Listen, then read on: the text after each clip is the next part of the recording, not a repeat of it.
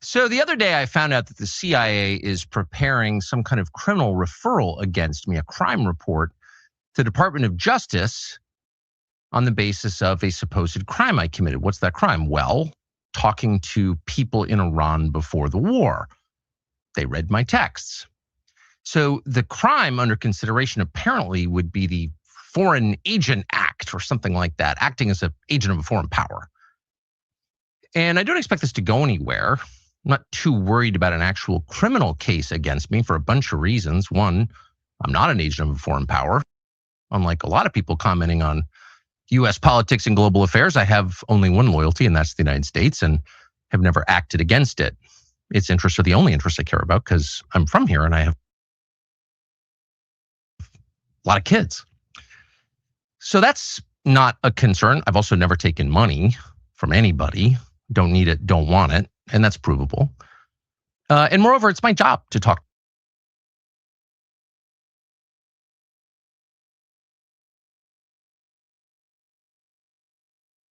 to everybody all the time and try and figure out what's happening around the world. That's literally what I do for a living. And I'm not going to stop doing that, nor should I don't think. I'm also an American. I can talk to anybody. I have no secrets to divulge. So legally, I think the case is ludicrous, and I doubt it'll even become a case. I'm bringing this up for a couple of reasons, though, and they're pretty obvious. One is that countries tend to become more authoritarian in wartime. It's just the nature of war. People are dying.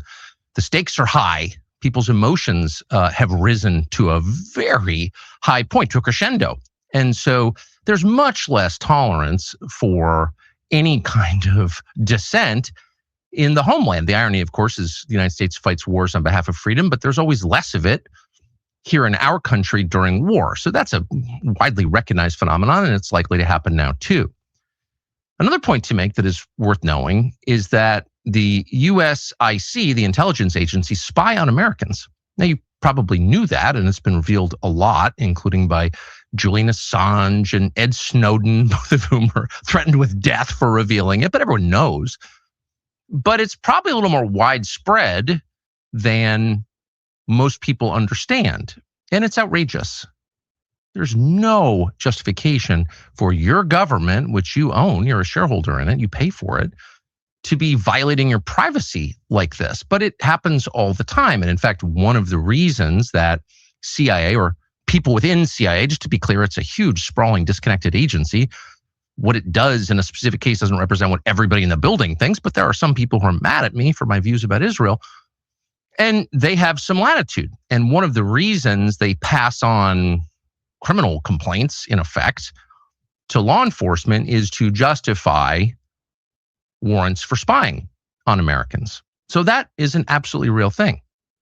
But the main reason they do it is to leak the existence of the investigation, such as it is, to the media, and then humiliate and terrify the subjects of this op. And that's, of course, happened to me repeatedly, many times, including in famously 2021, when I was still at Fox News and trying to set up an interview with Vladimir Putin. And the NSA, I heard from someone there, had grabbed my text messages with an American citizen and had leaked them to news outlets. Those texts were basically my attempts to set up an interview with the foreign head of state, and they leaked them to the New York Times in order to stop the interview, which they successfully did, by the way. And they admitted that they were spying on me. This is not a fantasy. It actually happened. They did it again 2 years later. My second attempt to get a Putin interview, I managed to get it anyway, and they've done it since. And so when you get a call from a reporter who knows the contents of your texts, it's pretty clear something's going on. None of this, in my judgment, as of right now, is a huge threat to me. So I'm not making this video to complain about it or whine or ask you to send me money because I'm under attack. I'm saying it because it's true, and you should know what your own government is doing, and you should know what the stakes are. And you should know that a lot of what happens in this country that affects outcomes happens behind the scenes. Some of it is legal, some of it is not, including what I'm describing now. But it has an effect. And the intel agencies, again, not everyone in the intel agencies, because there are decent hardworking Americans who work in the intel agencies are Americans, just like they're decent, hardworking Americans who work at the DMV. But there are also people with agendas and grudges and no sense of restraint who are happy to misuse the power they have, granted them by our elaborate secrecy laws, to hurt fellow Americans for ideological reasons. That is entirely real. That's the story of Russiagate. And it's likely that things like that will begin to happen at greater scale now. So you should just know that going forward. Thanks.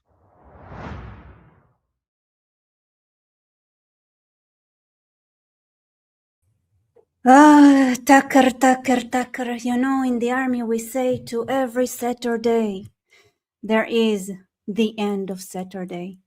And why, for those who were not in the Israeli army, they respect the Saturday. So it means that you still get to do some duties because you have to do your duties all the time.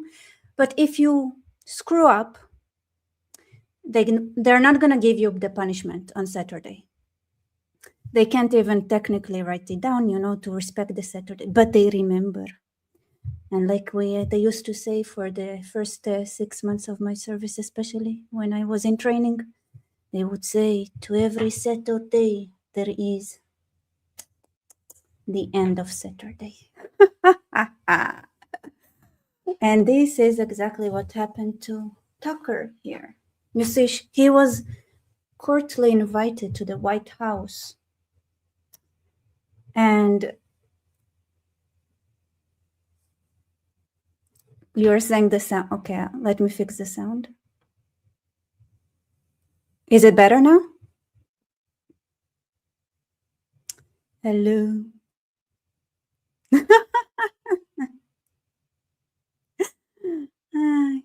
You guys, I waited for my hair to dry, but it didn't dry, so. All right, you guys. I want to see you guys, how you feeling? How you guys feeling?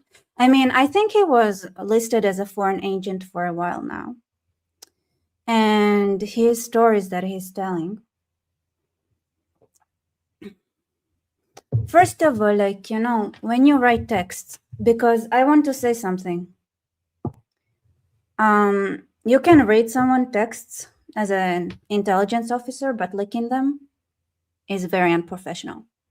But Tucker, if that really happened, I would first check that those you were texting with, maybe they had, made money on the side, texting with you. So I don't know why people are surprised. They're like, oh my God, texts go one way. No, somebody reads them. They can pass it on. Whatever. Especially if whatever. It's not that important. I have my doubts that it is somebody from the CIA who goes ahead and leaks his messages to anything. So let's read what people are saying. I have so many. You know what? Let's go through stuff. Let's just go through stuff first.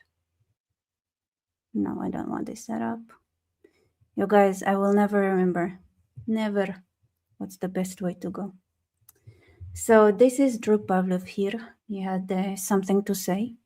The CIA knew Tucker was speaking to the Iranian regime. That means that when Trump invited Tucker to the Oval Office multiple times in the lead up to the Iran strike, he knew full well that Tucker was back channeling information to the Iranians. If he did do that,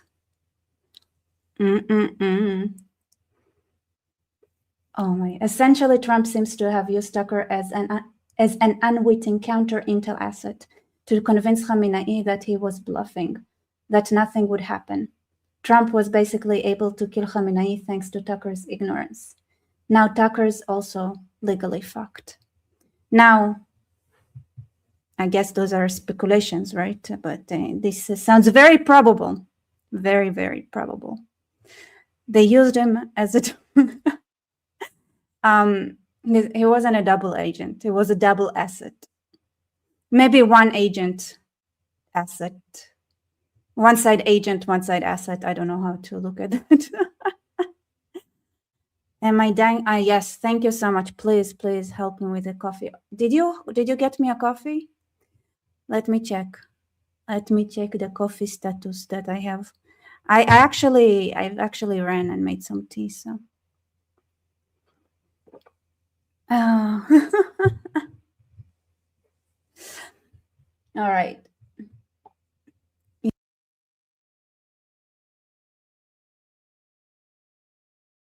1 second. Can you hear me? Okay.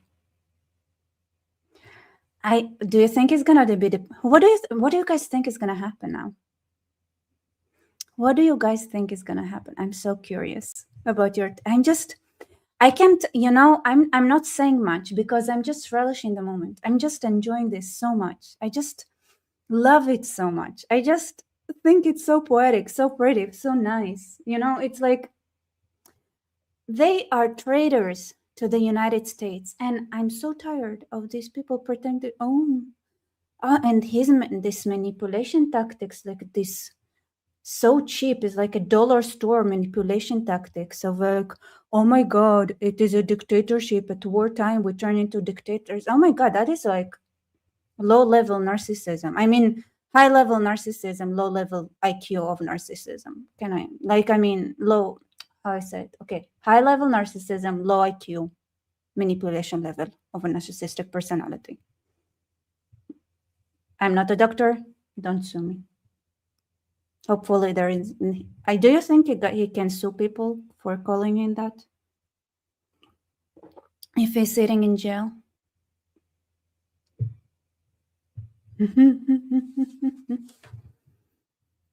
He's probably a double agent. His father was CIA. His father didn't necessarily like Tucker that much, honestly, so I don't know. Mojtaba is on ventilation, by the way. I hope you guys understood my joke of like Mojtaba being dead and Tucker being the next Ayatollah.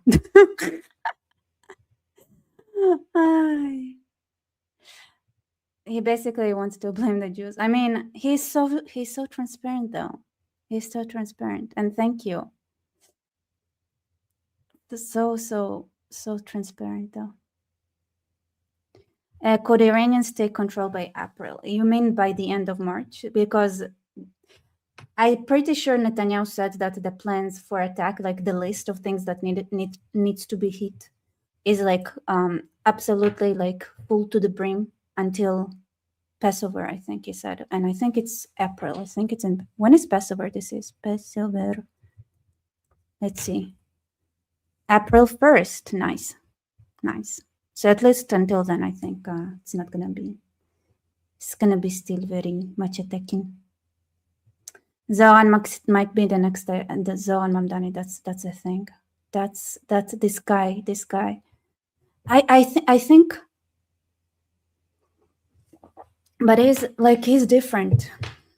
It's different. It's like if the Muslim Brotherhood was there needs to be some.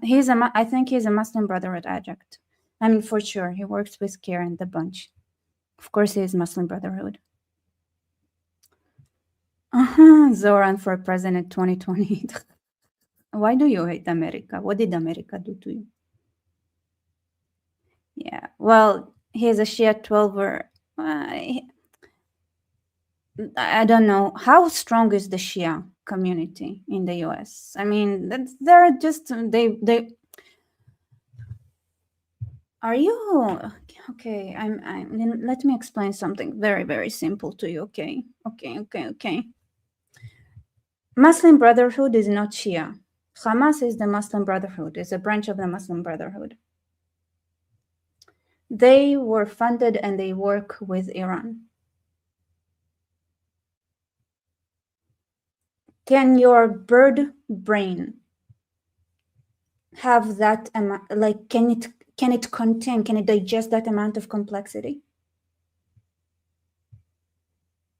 Because I feel like just making the statement might broke it. So Muslim Brotherhood is of course it grew in Egypt. It's not Shia. It's not even clearly it's not even clear what kind of Sunni it is. But it wants to bring the West down. That's the goal of the Muslim Brotherhood. Do you think they are that selective? No. They cooperate with the IRGC wherever it's worth it in the West, and fight each other wherever they are in trying to decide whose turf it is. By the way, it's not only just Shia versus Sunni. There is a lot of splits and a lot of different mafias. So they're all gonna use the Islam when it's comfortable to unite against a common enemy. But I fight with my brother, but my brother and I go and fight like my cousin. Yeah, I hope it's like that's so beautiful. That's so beautiful.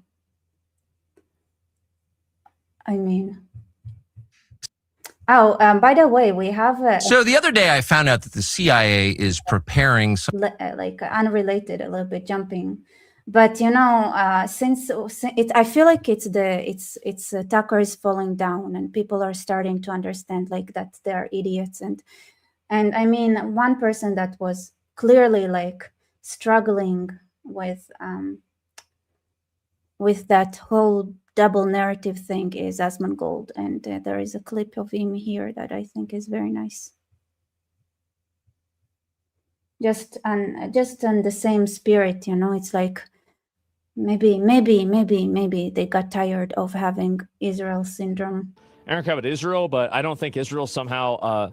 I don't think about Israel, but somehow every time someone says something, the response is about Israel. I can't anymore. I think that amount of I'm Israeli and I can't anymore, though I like the attention. Not gonna lie. I think that the Israel hostility is approaching a fever pitch where people will stop taking it seriously. I think that we're approaching that period of time where there is so much fixation around Israel and Israel's proximity to every single event that I think people are just going to get fatigued from hearing that everything is because of Israel. Those people need to be armed? Yeah, I mean, I hope so. It's very incorrect. Okay, that's my assumption. I guess we're going to have to find out. Clip it and let's wait and see. I don't care about Israel, but I don't think Israel... Yes, think about some other things from time to time. I like, not that I don't like the attention, like I said, but, So you're saying here, thank you so much for support, Ryan Graham. It's 557. Tucker deserves bad karma for cozying up with America's enemy. No, he deserves jail. I think he deserves jail. What is the law? Can somebody tell me what's the... I am now let me, you know what?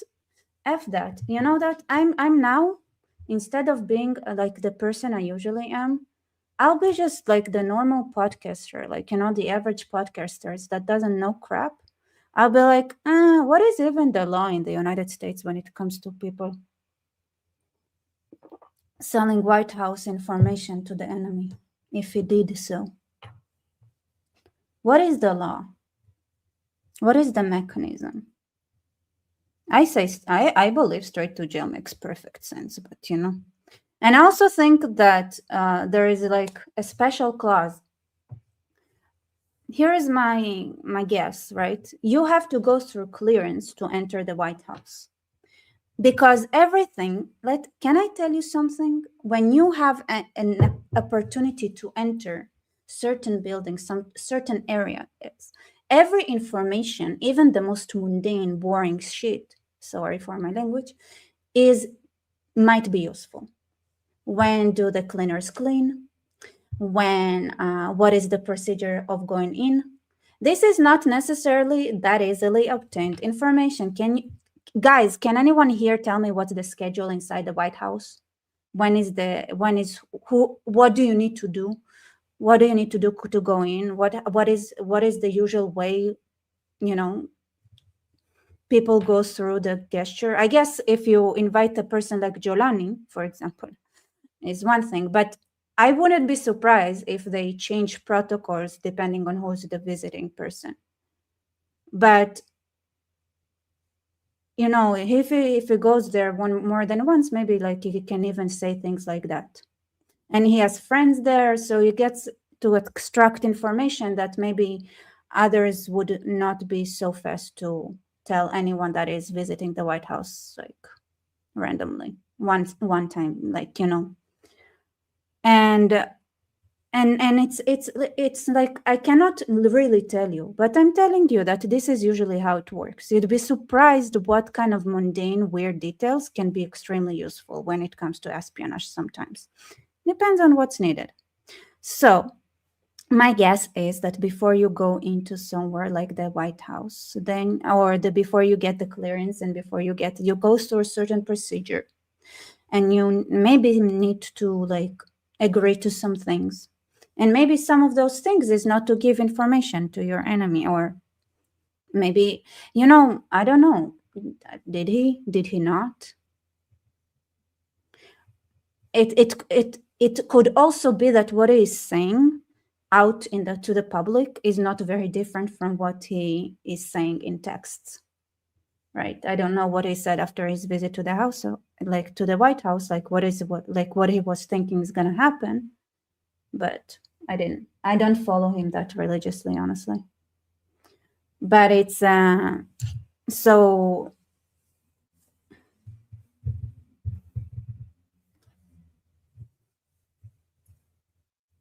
I don't know, you guys. What do you guys think? What do you guys think? Now I'm the clueless podcaster now. You tell me. You guys tell me. I'm waiting for those who know to tell me. Oh, by the way, this is so beautiful. He is a spy and a traitor. Listen, that's the assumption. That's what we all think and guess. Here's the thing. He is for sure parroting propaganda of the enemy. So what is the American, like, how is America dealing with that? It's not, I mean, I'm so, like, I told you, like, you guys, I'm not, like, you guys tell me, what is the law in American? But what you're saying, his foreign registry papers were leaked a while ago after he brought, okay. I mean, he doesn't represent America. Have you guys seen what is said about the American soldiers and what they're supposed to be doing? Like what he thinks they would, like, this is, okay, let me share some other things first, but then, yeah, this one, somebody made this. So the other day I found out that the CIA is preparing some kind of criminal referral against me, a crime report, to the Department of Justice on the basis of a supposed crime I committed. What's that crime? Well, talking to people in Iran before the war. They read my texts. So the crime under consideration apparently would be the Foreign Agent Act or something like that, acting as an agent of a foreign power. So the other day I found out that the CIA is preparing some kind of criminal referral against me, a crime report, to the Department of Justice. That looks 100% like him. That's amazing. Did you see, guys, this post by Shabbos? On January 17th, I called a friend of mine at the White House to express concerns about Tucker Carlson visiting the Oval Office. She answered rather cryptically, "Just trust the plan."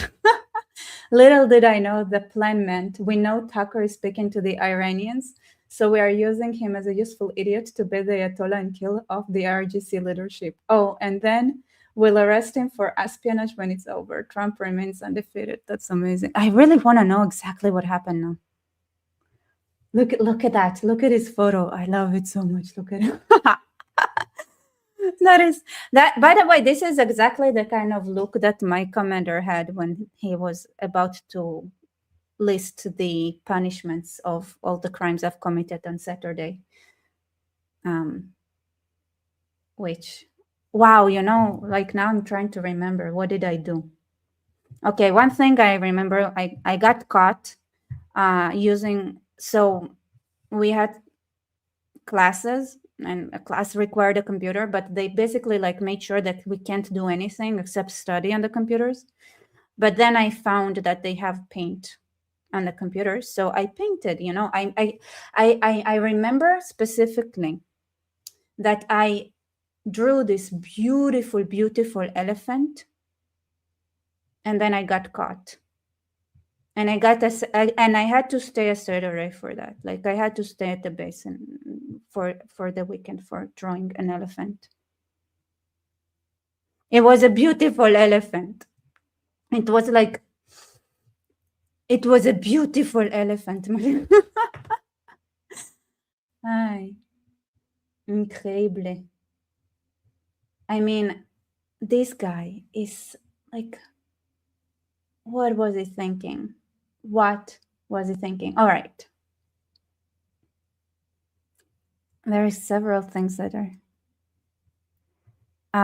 Paint still exists. I think so. We need a recreate. I think maybe I need to go to school again. The school is when I get inspired. I'll never get this elephant, okay? I really wanted. I knew like that's it. Like I was caught and I was like, no, my elephant, while I was dragged away by a bunch of no, I'm just kidding. But I never saw this. Like I basically finished it, to be honest, but like I never saw this elephant again. And I was so sad for the beautiful elephant that I lost because of the Israeli army. And I don't know, like, you know, you guys, people talk a lot about the war crimes that Israel is committing, which, you know, and they are made up. But my elephant was real. My elephant was real, and it was taken away from me by the IDF. Clip this part and spread it to the world. Where is it? I wanted to go all the way to the Human Rights Committee or whatever. Like, exactly. Thank you. Elephant lives matter. That's exactly what I'm saying. Like, oh. It's all I'm like. It was a real work. Like, listen, there's like, I don't understand why they have to make up stories and like really like invent stories when there is a real one right here. A real one actually happened, truly happened. All right, let's switch a little bit gears because the other things that I thought was like, super exciting. I'm gonna go back and forth, don't get me wrong. But I'm so happy that Mr. What's his name? Tucker Carlson gets his. So tiring. It's not cool because he's demoralizing the United States. It hurts the United States reputation. I don't know how many times I've said it, but I think I've said it many times. The American economy is first of all tied to currency, the dollar. The dollar in America, why is it the main, most used, most important currency in the world? Because it's tied to the American military power. So people think, it's not using gold, it's using military might. It actually relies on something. Yes, it's something maybe not as physical as gold, but more like, you know, how many bombs you can throw around and your will to do so. Dollar is tied to oil. Sir, what is oil? What is the oil? It's not oil. It's the military might. The petrodollar. Okay, what is the petrodollar? What is made up? You need to make sure that the shipping lanes are free, that you can trade worldwide, that the oil is managed the way it should be. Who is doing that? Oil, I love it. So why are we not using then the dinar? Why are we not using the Saudi currency, whatever, Venezuelan currency? It's not oil.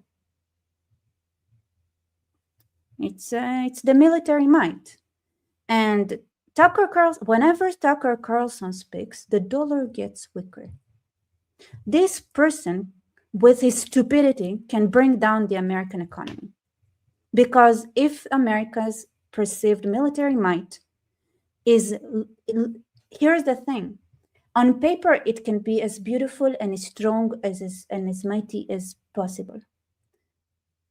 But if you don't use it, it's not worth anything. And this is what the perception was in the world. And now it's being tested. Because if America doesn't finish it,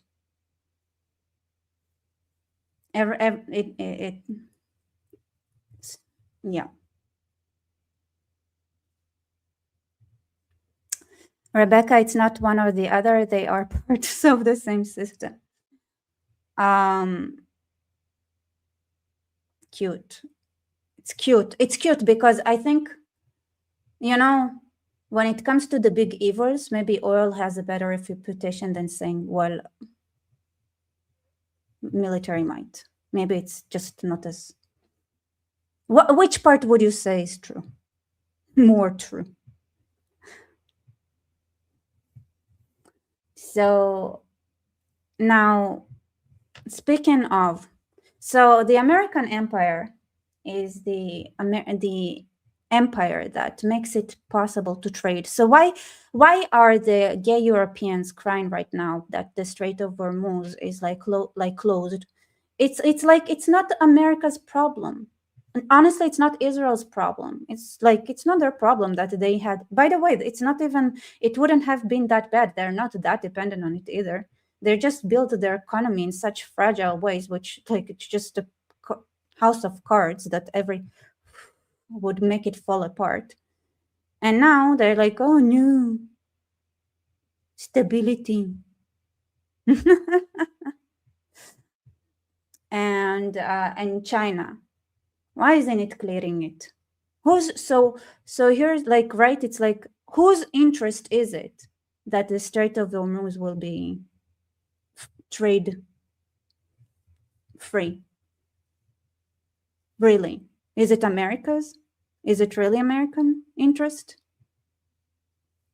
Russia's? No. It's China, the Arabs, Europeans, basically everyone else. But who is fighting to make it, to open it up? America. And this is why oil is dollar. And speaking of Europeans, I feel like there is something to share. The most exciting things that I've seen recently. So Emmanuel Macron had the decency of writing this tweet in Hebrew. And he said, yesterday I talked with the President Aoun and the Prime Minister Salam Va'am and the head of the parliament, Belli. We must avoid letting Lebanon drown into chaos. Hezbollah must immediately stop the dangerous downfall, like whatever, I just translate it, whatever, why am I suffering? Dangerous deterioration it is leading towards. Israel must forgo a large scale of, what is this shit? Israel must not attack internet and cease the massive airstrikes at a time when hundreds of thousands of people have already fled bombings. Yeah, it's true. They deserve it. The government in Lebanon has expressed its willingness to hold direct talks with Israel. Macron, send the ship over. Your talk, like literally, like a strong-worded letter. Effing loser. Why would we listen to you, Macron? Macron, you know, like France didn't even allow Israel to display its military weaponry in the sales exhibitions in France. And was like, no, Israel is uninvited. Like France, what? So now what? Macron, who are you? Anyway, the government, oh, how nice of the government of Lebanon to express willingness to hold direct talks with, oh my God, thank you so much. You know how many missiles the fuckers send around here? Then it should be 0. All components of the state must be represented in this talk.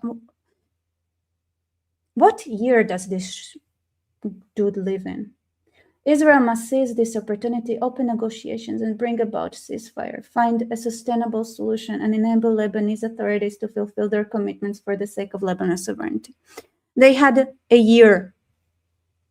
They had a long time, and they did nothing at all. Nothing. Actually, Hezbollah was rebuilding that entire time. They weren't shrinking at all. France is ready to assist holding this discussion and host them in Paris. The generosity. Can you imagine? Like how generous? How, wow, Emmanuel Macron. That is so tempting. I mean, really? I've just been to Paris. You've ruined it. It's unpleasant. And I've been there many times, so I can tell you that, like, you can see the deterioration. Like, you walk down the street, it's like, oh.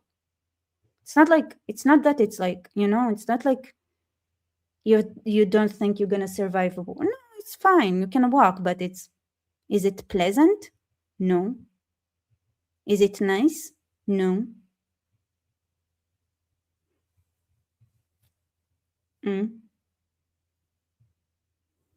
So I'm telling you, like, going to Paris is not what it used to be, for sure.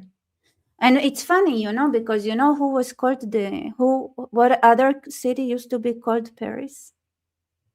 The Paris of the Middle East. Beirut. So how about Emmanuel Macron, you do everything possible that you don't turn to the luxe in Lebanon, maybe? Because Lebanon, done. Yes. Paris of the Middle East, Beirut. And I think you should take it to heart, Macron. I think there is a lot to learn.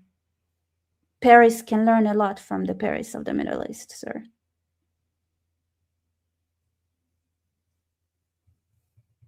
And then Geert Wilders replied, also in Hebrew, and he wrote, coward.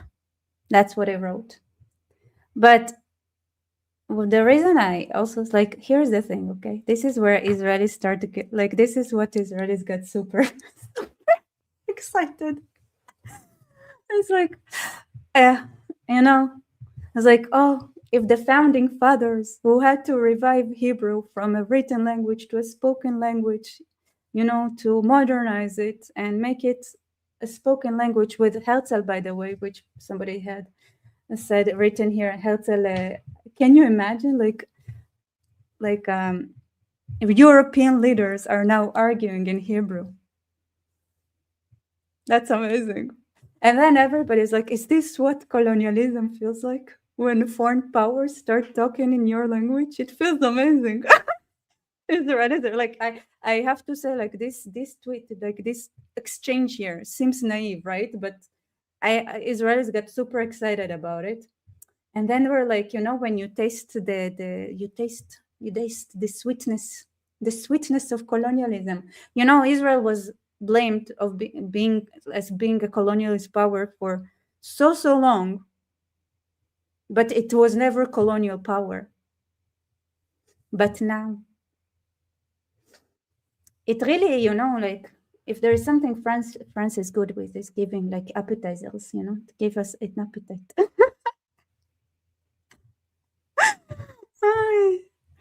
That's so funny.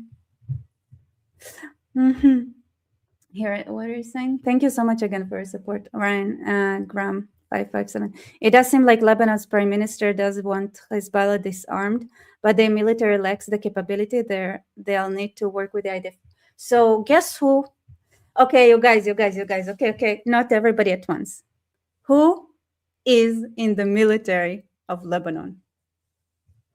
Who is serving there? Huh?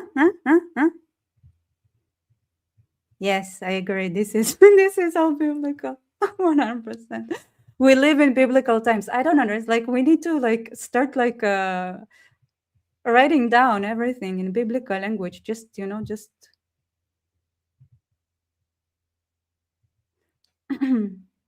yeah. So who is serving in the Lebanese military that is supposed to do this work? It's like nice. I'll give you a hint. I'll show you something. This is something they brought up from the. So Jonathan Al-Khouri is a Lebanese. He lived he got asylum in Israel, but he is his family is Christian Lebanese.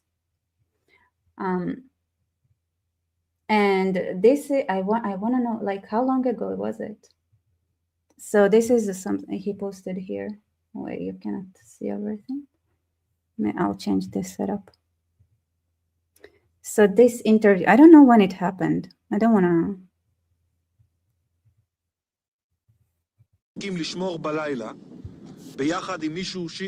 This is a Christian. So there used to be the Southern Lebanese army that Israel had cooperated with. You can go back to 1982 and so on and so forth. Basically, if you know Brigitte Gabriel, do you guys want to see Brigitte Gabriel's story of how she and her story as a Christian in south of Lebanon and what had happened there? Because basically that's this guy's family story, kind of. All right, you guys, I'll show it. I'll open it up. Yes. Okay. I'm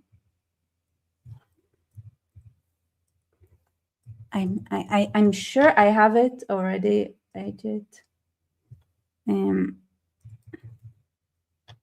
I think I have the videos on my computer, but I'll look for it. Okay, so this is an interview, and he asks him, I can't read, would you do a knife shift with somebody that is Shiite?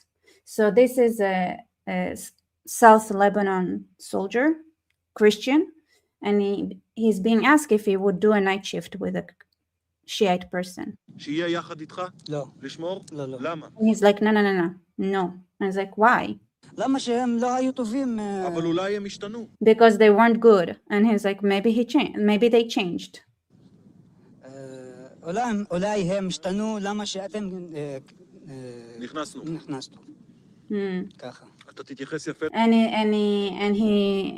he said, the only reason you think they changed it because you have entered Lebanon, and now, they understand power and they're bootlickers. The moment Israel went out, they showed their true colors again. This is why you need to completely get rid of them, right? South of Lebanon is not going to be Lebanese anymore. And he said, and asked him, okay, would you treat the Shiites that you meet here well? And he's like, yes, there are not going to be any problems. Okay.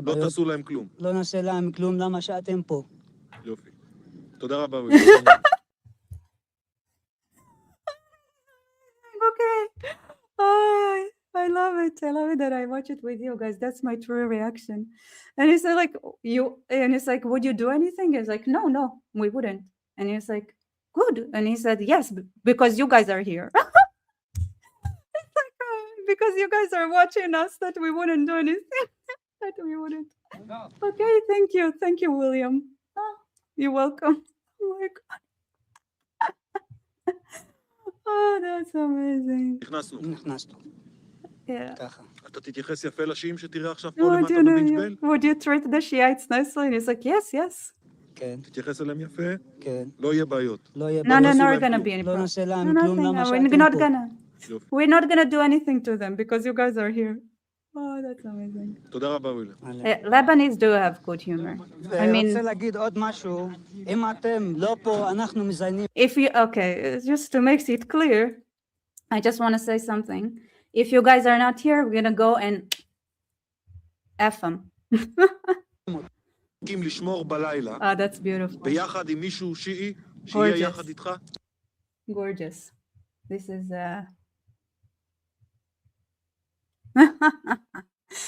it's not dark humor. It's what they wanted to do.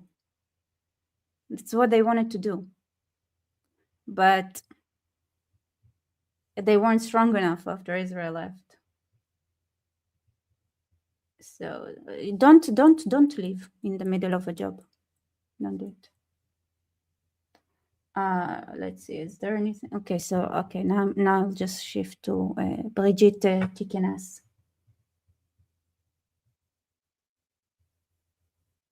Here. Amazing. I think I even have it at the minute.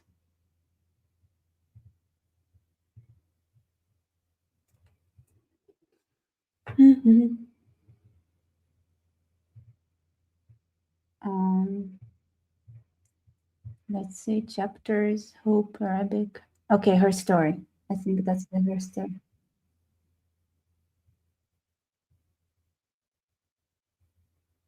Okay, perfect. Let's get educated.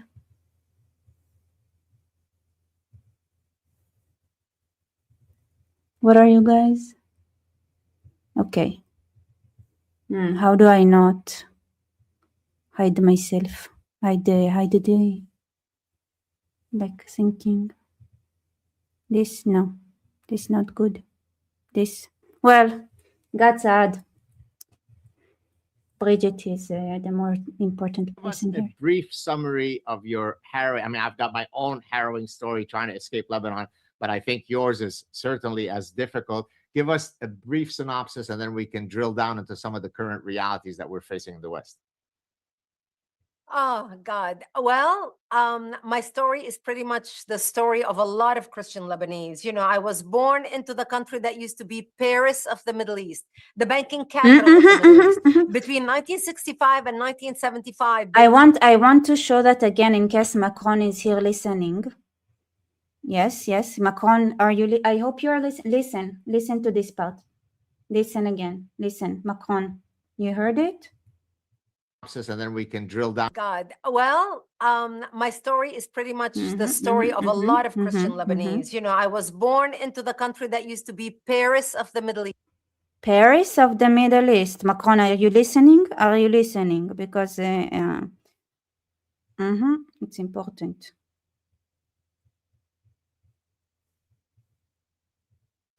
The banking capital of the Middle East. Between 1965 and 1975, Beirut and Lebanon were experiencing an amazing economic boom, explosion, tourists from all over the world coming to vacation in Lebanon.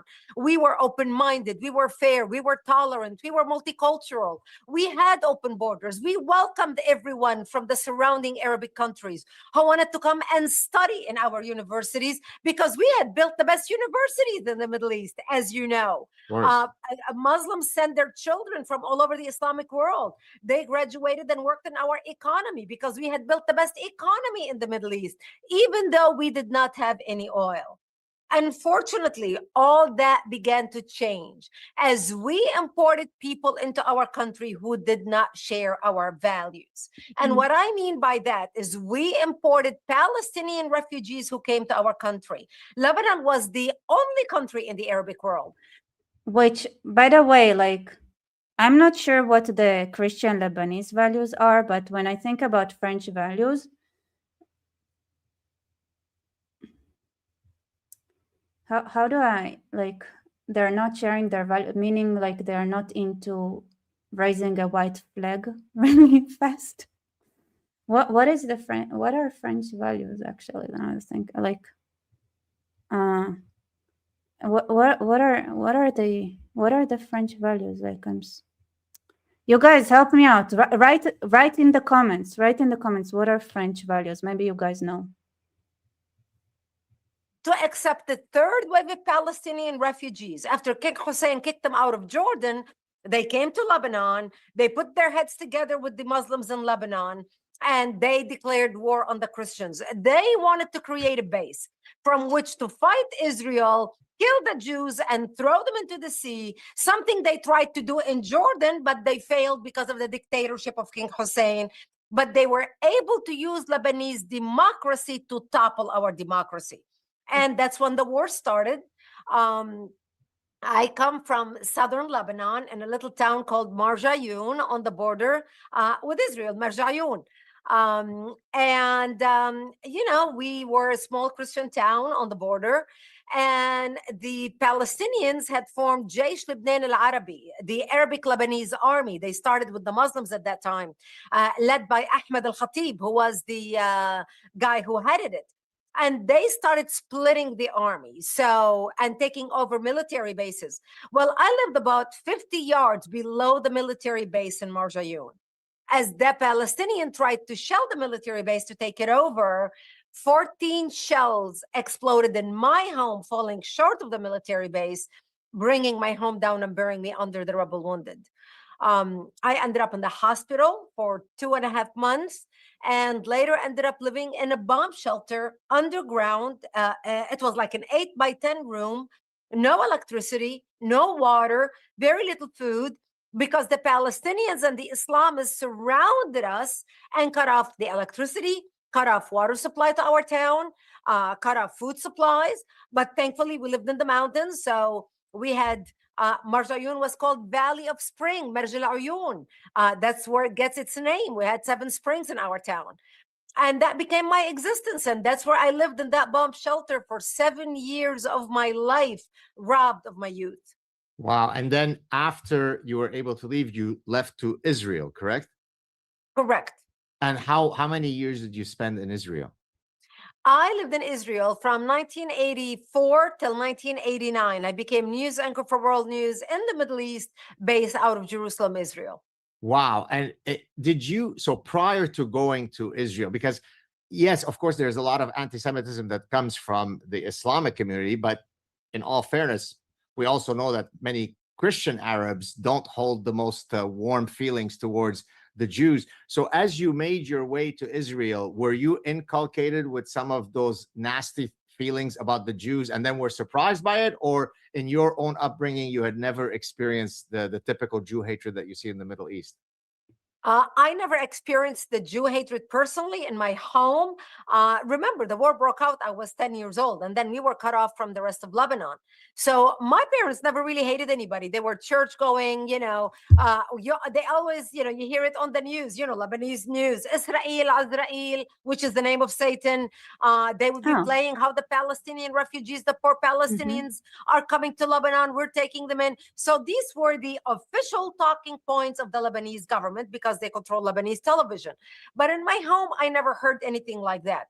When the war broke out, Israel was our only lifeline, because I look, God, when we were in the bomb shelter, and we as the Christians, we were surrounded to be slaughtered by the Muslims and the Palestinians. And I remember one night, I think I was around 13 years old, one of our militiamen stopped by and he said, Brigitte, I just want you to know that we are surrounded to be slaughtered tonight. We heard a lot of chatter on the radio, and I don't think we're going to last, because we lost a lot of men. We don't have enough to defend the town. And he said, if I don't see you tomorrow, I wish you a merciful death. And he gave me a hug and left. Wow. And I remember at the age of 13, dressing in my Sunday best, my Easter dress, because I wanted to look pretty when I am dead, knowing that when they come to slaughter me, there would be no one to bury me. And I remember begging my mother. Now that we have that we have some experience with October 7th stuff, what was it, very naive thinking that, or was it that they used to be more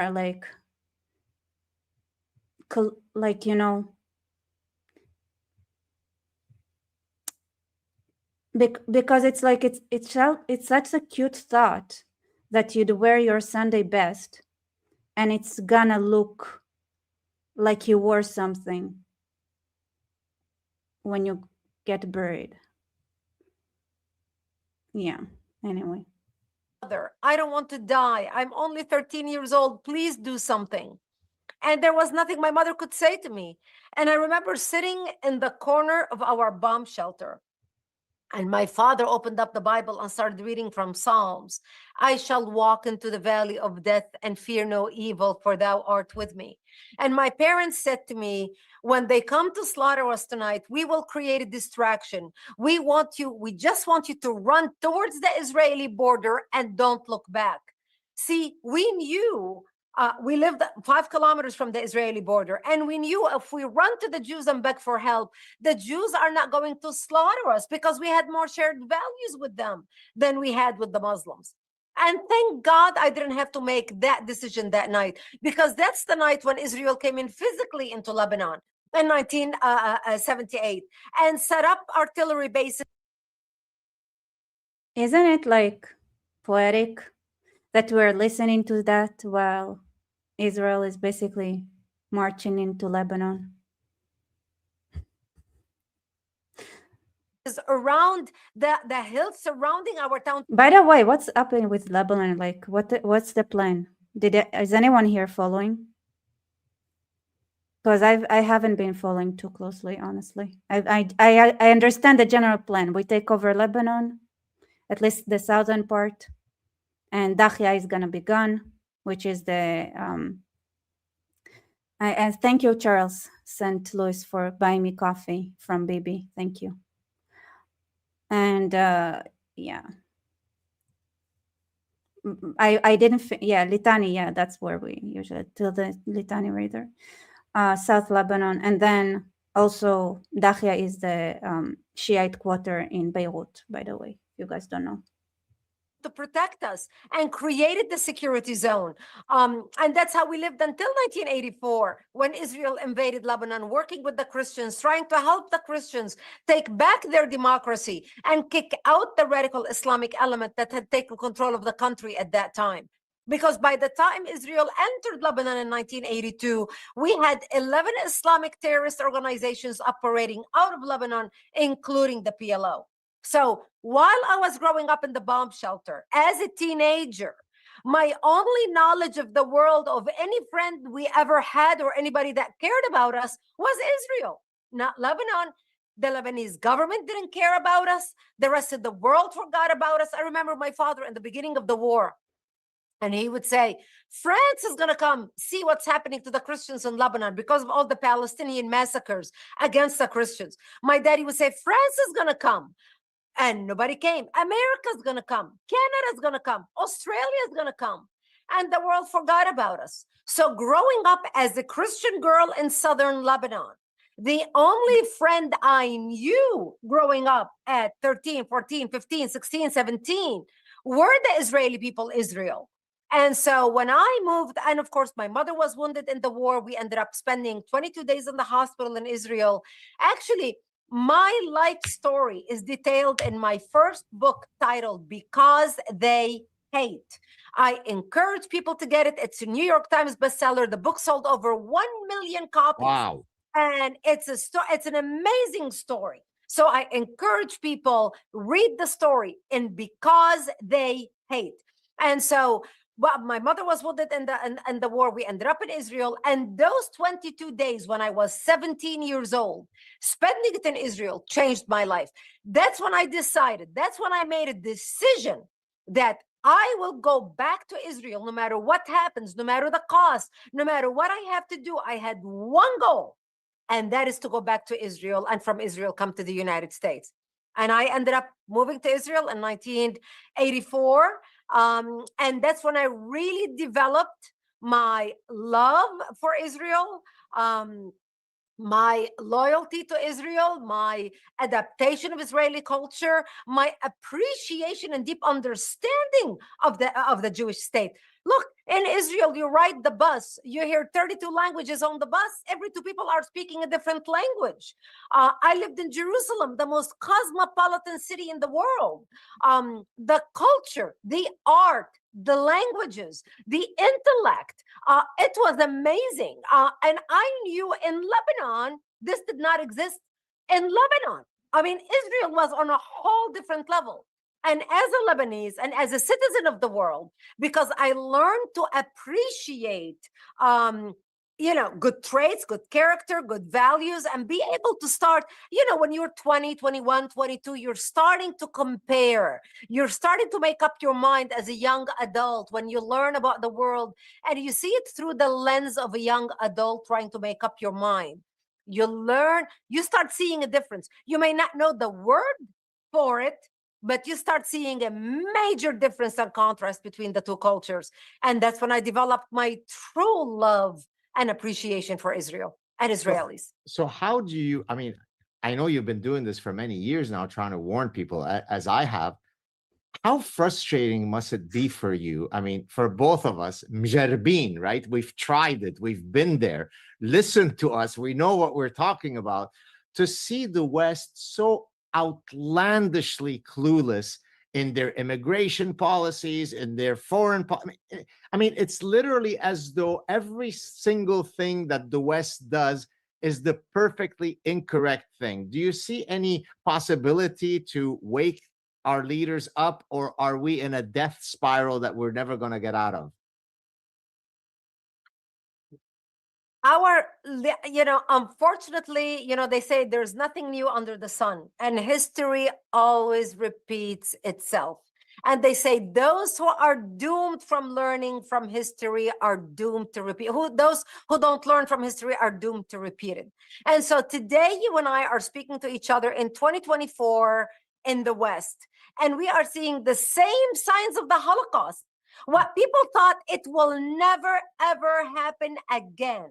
We are seeing the same signs now play out on the streets of Canada, Australia, America, worldwide. I remember speaking when I first started speaking out after 9/11.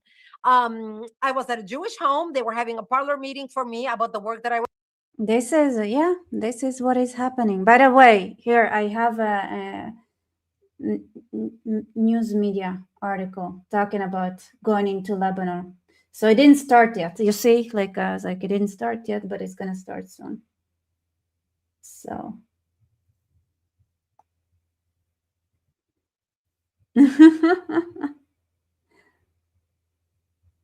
Here, let me. Guys, by the way, you guys, I've read what you said about French culture, and there were a lot of good things there.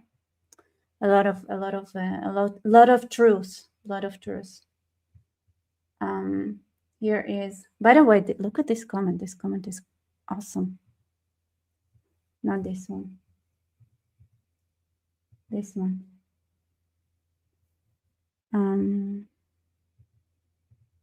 This? Okay. So I don't know what is this. Come on. Are you stuck? Sorry. Sorry, I'm sorry. I don't know why I remember this.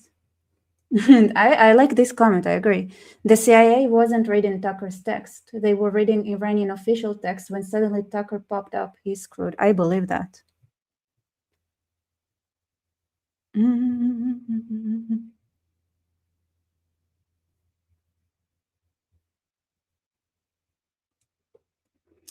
You guys,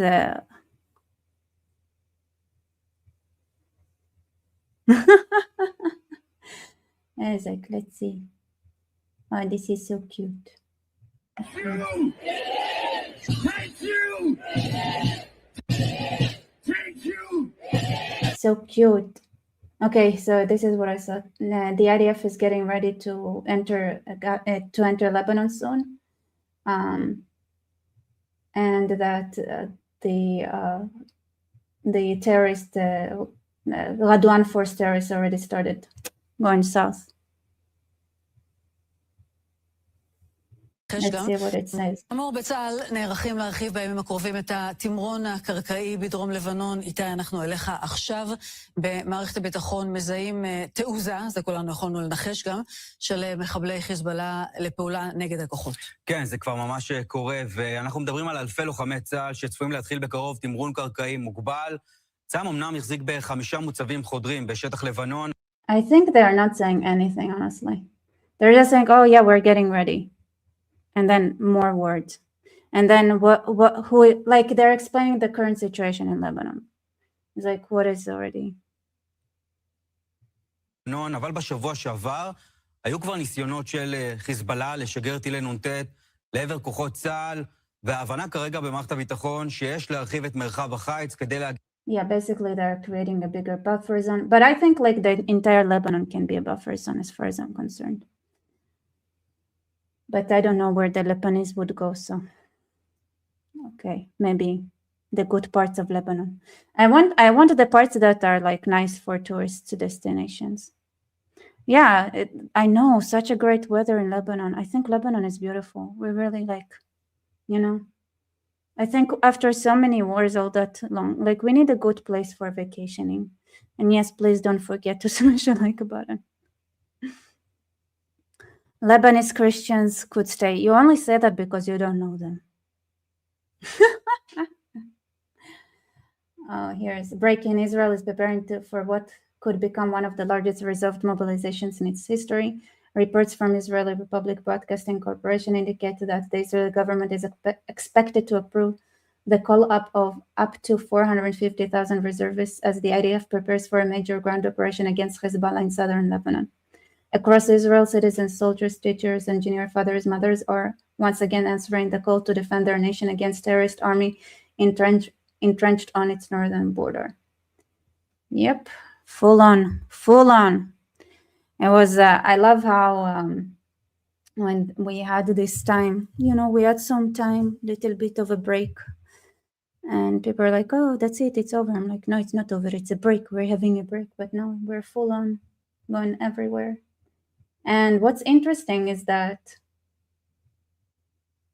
you know, now it's like on a different scale, like it's in a great scale, and yet the world is used to it now. So everybody's chill. Yeah, we need a buffer. Now they know who they are allies. All right, we need a buffer, and they need, like, I mean, if they can't control themselves and their missile launch, then it is what it is, you know. Yep. Oh, by the way, this is something. The Gilgal, what the heck?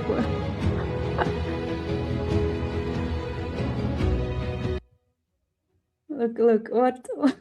This is so cringe.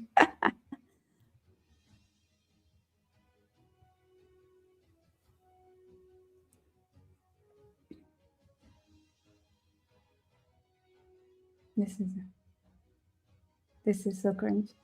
Oh, I don't know. Do you guys know who this guy is? It just popped up, and like it says like this is the most obvious AI. So I didn't show it, but but Netanyahu made the video mocking the. He says like, yes, I'm dying for coffee here, getting some coffee. And I don't know, it's like, this is the most obvious AI ever. Look at the sign, it's not even real letters. So funny. Like, what? You guys, I can read it. It's not, it's real letters. It's a troll account. You guys know it? I just saw it when I was scrolling right now. So I thought like, maybe I should. It's a troll account. That's okay. Then it's funny. I was like thinking, I was like, is it real? And what is this? Oh, this is Israelis making. It became a big hit in Israel, this song. Everybody started doing their own versions of it. It's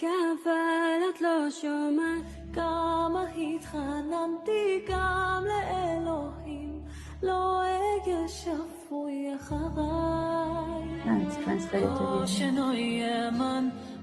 Wow, we've got a lot of versions. I think it's nice. I think it's relaxing.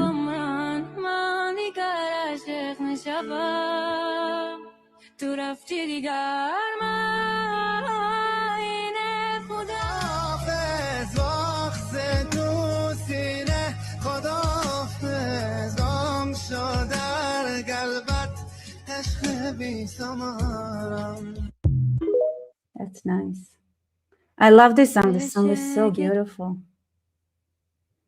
Speaking of, this is another beautiful thing. All right, everybody. Good night. Have a nice week.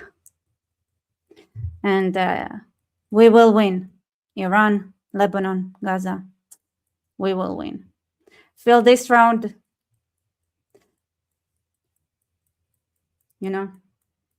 with power.